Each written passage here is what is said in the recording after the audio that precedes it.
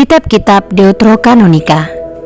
Alkitab Gereja Katolik dan juga Gereja Yunani Ortodoks mempunyai perbedaan dengan Alkitab gereja-gereja Kristen Protestan.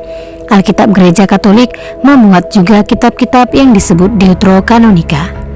Istilah tersebut dipakai untuk menyebut 7 kitab dan 3 tulisan tambahan yang tidak terdapat dalam daftar kitab suci Ibrani, tetapi terdapat dalam daftar kitab suci Yunani atau Septuaginta, yakni Tobit, Yudit, Baruf, 1-2 Makabe, Kebijaksanaan Salomo, Yesus bin Sirak, Surat Nabi Yeremia atau Baruf 6, tambahan pada kitab Ester yaitu Ester 10 ayat 4-16 ayat 2, dan tambahan pada kitab Daniel 13-14.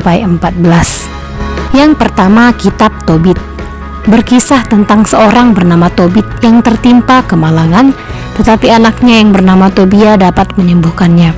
Dan Tobia kemudian menikah dengan Sarah, lalu seluruh keluarga itu berbahagia kembali. Tuhan memang melindungi orang yang takwa.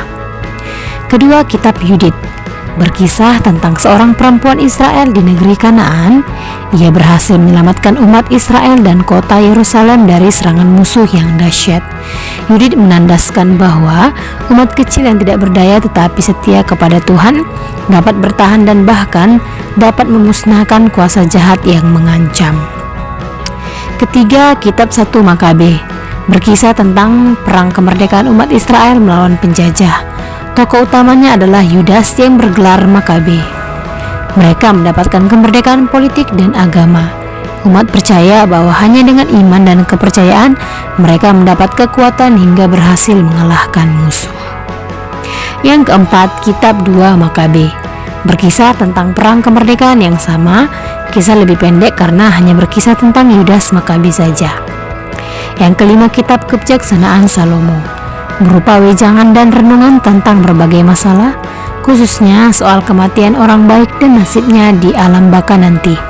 Juga ada renungan tentang sejarah umat Israel yang dipimpin oleh hikmat Allah. Yang keenam, kitab Yesus bin Sirak. Berupa sekumpulan wejangan, renungan, petuah, dan pepatah Yesus bin Sirak. Yang ketujuh, kitab Barukh. Melukiskan semangat orang-orang Yahudi di perantauan menjelang zaman Perjanjian Baru. Pada kitab ini ditambahkan sebuah tulisan lain, yaitu surat dari Nabi Yeremia. Gereja-gereja Kristen Protestan menyebut kitab-kitab Deuterokanonika sebagai tulisan-tulisan apokrif. Di sini harus membedakan kata apokrif menurut paham Protestan dan menurut paham Katolik. Apa yang oleh orang Protestan disebut apokrif, oleh Katolik disebut Deuterokanonika. Sedangkan apa yang disebut apokrif oleh orang Katolik, oleh orang Protestan disebut pseudepigrapha atau tulisan tiruan.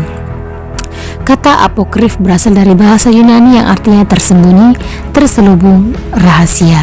Maka, kitab-kitab apokrif adalah kitab-kitab yang ditulis dan beredar, tetapi tidak diterima sebagai tulisan yang terinspirasi dari Roh Kudus dan tidak termasuk dalam kanon.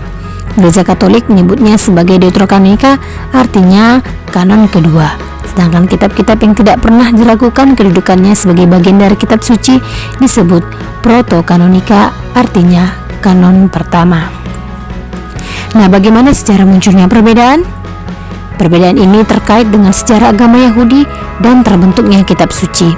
Sejak zaman pembuangan Babel abad ke-6 sebelum Masehi, tidak semua orang Yahudi tinggal di Palestina. Banyak di antara mereka yang tinggal di luar Palestina seperti di Mesir, Yunani, Roma, Babel dan sebagainya. Orang Yahudi di Palestina memiliki daftar kitab yang disebut sebagai kitab suci. Demikian pula orang Yahudi di luar Palestina memiliki daftar mereka sendiri. Sekitar tahun 100 Masehi, para rabi atau imam Yahudi berkumpul di Zamnia atau Palestina dan menetapkan daftar kitab-kitab yang diterima sebagai kitab suci. Daftar kitab suci yang dipakai oleh orang Yahudi di luar Palestina lebih luas dari yang dipakai di Palestina, karena mencakup juga kitab-kitab yang sekarang digolongkan sebagai kitab-kitab Deuterokanonika. Umat Kristiani mengikuti daftar kitab suci yang berlaku di kalangan orang Yahudi di luar Palestina itu. Mereka tetap mengakui kitab-kitab yang tidak lagi diterima oleh orang-orang Yahudi. Gereja-gereja Protestan yang kemudian memisahkan diri dari gereja Katolik menyesuaikan diri dengan daftar kitab suci orang Yahudi di Palestina, sehingga muncullah perbedaan antara Katolik dan Protestan mengenai daftar kitab suci. Sekian dan terima kasih. Tuhan Yesus memberkati. Amin.